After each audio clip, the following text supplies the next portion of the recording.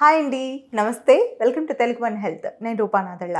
మనతో పాటు కిమ్స్ హాస్పిటల్ నుంచి ఇంటర్వెన్షనల్ పల్మనాలజిస్ట్ డాక్టర్ వివి రమణ ప్రసాద్ గారు ఉన్నారు.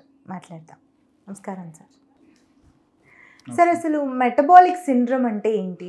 దాని లక్షణాలు ఎలా ఉంటాయి?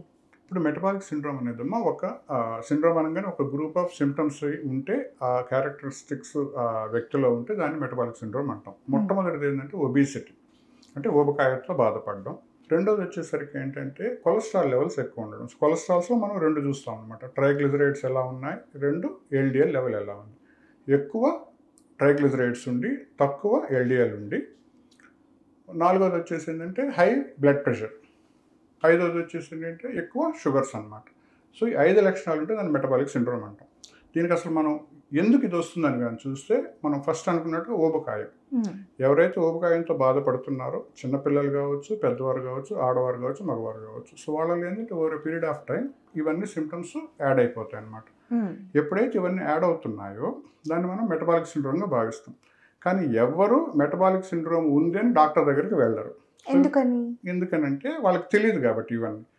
సో ఎప్పుడైతే చిన్న వయసులోనే ఊబకాయంతో బాధపడుతూ ఫస్ట్ టైం షుగర్ డయాగ్నోసిస్ అయింది, లేదంటే చాలా ఎక్కువ బీపీతో బాధపడుతున్నారు, వీళ్ళు ఆ స్పెషలిస్టుల దగ్గరికి వెళ్తారనమాట. ఇప్పుడు డయాబెటీస్ ఉందనుకోండి, ఎండోక్రైన్ దగ్గరికి వెళ్తారు, లేదా డయాబెటీస్ దగ్గరికి, లేదా బీపీ ఉందనుకోండి జనరల్ మెడిసిన్ డాక్టర్ దగ్గరకో లేదంటే కార్డియాలజిస్ట్ను చూస్తారు.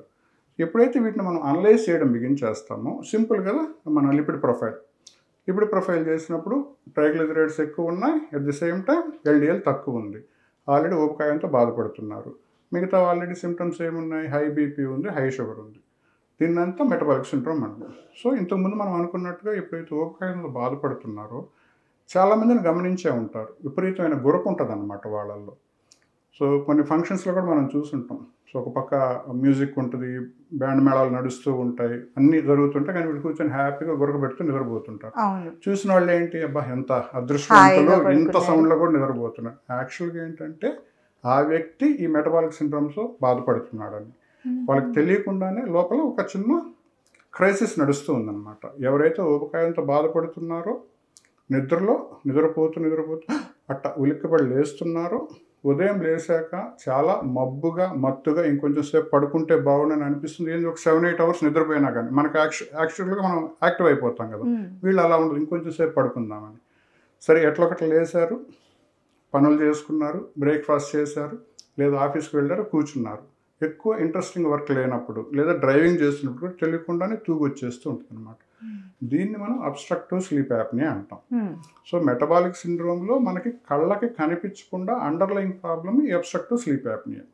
సో ఊబకాయంతో బాధపడుతూ విపరీతమైన గురక, డిస్టర్బ్డ్ స్లీప్, కూర్చొని నిద్రపోవడం, ఇవన్నీ దాని లక్షణాలు అనమాట. ఎప్పుడైతే ఇటువంటిది ఉందో ఆ అండర్లయింగ్ ప్రాబ్లమ్ మనం కంట్రోల్ చేయకపోతే మెటబాలిక్ సిండ్రోమ్ కంట్రోల్ కాదనమాట.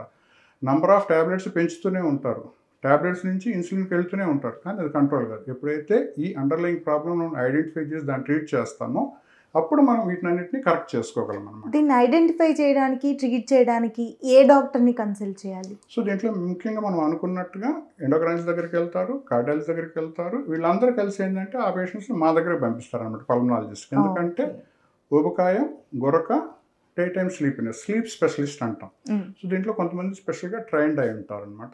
సో వాళ్ళు ఏంటంటే పల్మనాలజీ మెయిన్ ప్రాక్టీస్ చేస్తూ అడిషనల్గా స్లీప్ స్పెషలిస్ట్ అంటాం.